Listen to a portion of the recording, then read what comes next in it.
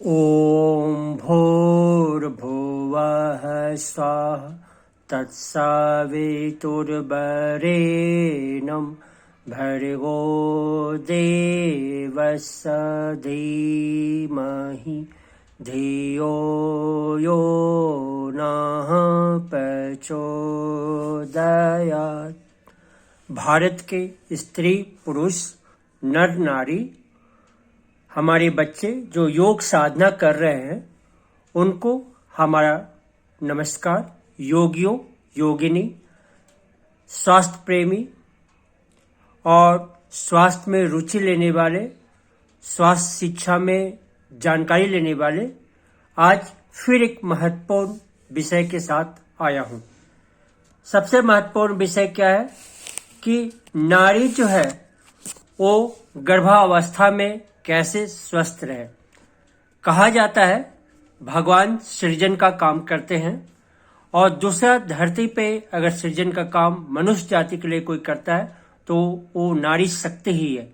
नारी शक्ति जगेगी, स्वस्थ रहेगी तो हमारा राष्ट्र स्वस्थ रहेगा, ऐसा हम विश्वास करके चलते हैं। नारी शक्ति को स्वस्थ रखने के लिए जो किशोरी अवस्था में होती है उस समय ही आसनों का, प्राणायाम का, योग साधना का प्रयोग जीवन में अपनाना चाहिए।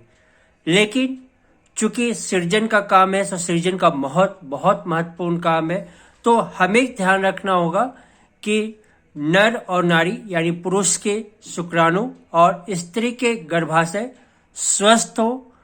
गर्भ धारण करने के पहले तो बहुत अच्छी बात है। वो तन से स्वस्थ होना भी है, मन से भी स्वस्थ होना है, आध्यात्मिक रूप से स्वस्थ होना है। और ये बच्चे का जो हम लोग गर्भावस्था में निर्माण का काम करते हैं वो एक बहुत बड़ी जिम्मेदारी है। राष्ट्र के प्रति जिम्मेदारी है, समाज के प्रति जिम्मेदारी है, परिवार के प्रति जिम्मेदारी है। और हमें दुख होता है कि इस जिम्मेदारी को लोग अच्छे से निभा नहीं पाते। तो योग क्या कहता है गर्भावस्था में, ये जानने का बात है। आयुर्वेद में भी इसके ऊपर काफी चर्चा है।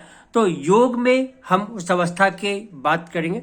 तो योग गर्भावस्था के दौरान जो है पहले बोलता है कि आपका योग का अभ्यास इतना अच्छा हो जाना चाहिए कि गर्भाशय आपका मजबूत होना चाहिए। खासकर माताओं को, बहनों को शुरू से ही अभ्यास करना चाहिए कि गर्भाशय मजबूत रहेंगे तो ये महत्वपूर्ण जिम्मेदारी को अच्छे से कर पाएंगे। अब गर्भावस्था के दौरान की जब बात आती है तो योग में हम 9 महीने के जो चरण को है 3 भाग में बांट देते हैं। एक भाग में पहले 3 महीने, दूसरे भाग में चौथे से 6ठे महीने तक और तीसरे में 7वें से 9वें महीने तक, यानी प्रथम अवस्था, द्वितीय अवस्था, तृतीय अवस्था। प्रथम अवस्था में जो है उनको ये ध्यान देना चाहिए कि करना क्या है। अगर वो योग की कुछ क्रियाएं करती रहेंगी, जैसे आप ये मान के चलते हैं कि अश्विनी मुद्रा करेंगी तो उनके जो है जो मूत्र संस्थान है, भेजिना के जो पार्ट्स है वो मजबूत होंगे। और उनका जो है अश्विनी मुद्रा पेरिनियम का इलाका जो है, जो प्रजनन का अंग है, वो मजबूत करता है। तो 2 चीज मुद्रा में आप देखेंगे, अश्विनी मुद्रा और योग में एक मुद्रा है सहजोली मुद्रा। तो अश्विनी मुद्रा और सहजोली मुद्रा करेंगे तो आप देखेंगे कि उनके प्रजनन के संस्थान और उत्सर्जन संस्थान दोनों स्वस्थ रहेंगे।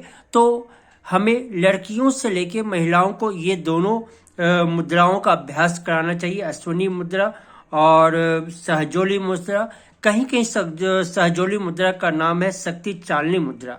और 2 बंधों का अभ्यास अच्छा से हो जाए, मूलबंध, तो आप जान लें मूलबंध, अश्विनी मुद्रा, शक्ति चालनी मुद्रा, सहजोली मुद्रा, ये चारों मिलके हमारे उत्सर्जन संस्थान जो है उसको स्वस्थ रखते हैं। तो क्या होता है कि गर्भाशय के अंदर जो गंदगी नहीं होती है तो बच्चा स्वस्थ पैदा होगा, वातावरण जो होगा स्वर्ग जैसा होगा और परिवार को एक स्वस्थ जो है बच्चा को पैदा हो पाएगा। और इसी तरह से आप देखेंगे मूलबंध, उद्यानबंध करने से गर्भाशय मजबूत होता है। और 3 आसन तो हम शुरू से ही अपनी महिलाओं को बोलते आए हैं, बच्चियों को बोलते हैं, उत्कटासन, भद्रासन और तारासन। उत्कटासन जो है पैर को मोड़ के या चेयर पोज के रूप में किया जाता है और भद्रासन या बंद कोणासन भी कहीं कहीं इसे लोग कहते हैं। तितली की तरह जो आसन होता है उस आसन में बैठ के आप जो है 2-3 मिनट रुकेंगे तो ये आपके जो है करने वाले को सामान्यतः ये सामान्य जो प्रसव होता है वो होता है। कभी भी उनको प्रसव के लिए जो है डॉक्टरों के ऊपर निर्भर नहीं रहना पड़ता है। और दूसरा है तारासन, जो पूरे अंगों संस्थानों में तारासन का उपयोग करता है। तो आइए हम अब जानते हैं कि उसके जो है प्रथम खंड में हम जो है प्राणायाम में आप अनुलोम विलोम कीजिए, नाड़ी शोधन कीजिए, ध्यान कीजिए, वज्रासन कीजिए, उष्ट्रासन कीजिए, मार्जरी आसन कीजिए, उत्कटासन कीजिए, भद्रासन कीजिए, तारासन कीजिए, बैठकर पर्वतासन कीजिए। जैसे तारासन करते हैं उसी तरह से बैठकर पर्वतासन कर सकते हैं। त्रिकोणासन कीजिए, शवासन कीजिए, शक्ति चालनी मुद्रा कीजिए, अश्विनी मुद्रा कीजिए, मूल बंध का अभ्यास कीजिए। प्रथम 3 महीने में आप किसी योग शिक्षक के जो है मार्गदर्शन में करें, क्योंकि वो ज्यादा अच्छा से बताएंगे कौन सा करना है कौन सा नहीं करना, या आप हमसे व्यक्तिगत रूप से संपर्क कर सकते हैं। दूसरी जो खंड है इसमें चौथे मास से छठे मास तक की बात की जाती है। तो पहले वाले आसन के साथ जो है आप ब्लॉक का सहारा लेके एक पैर को 90 डिग्री तक उठाने का काम कीजिए।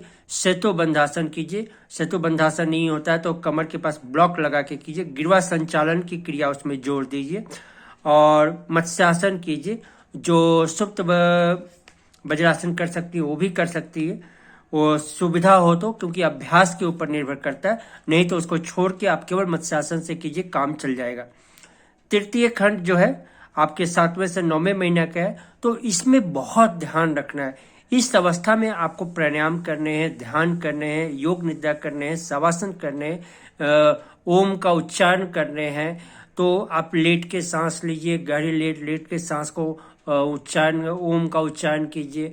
ओम के उच्चारण में भ्रामरी कर सकते हैं। तो आपका ये अगर तीनों क्रम को अपनाएंगे तो आपकी नाड़ी में वो बच्चे स्वस्थ होंगे।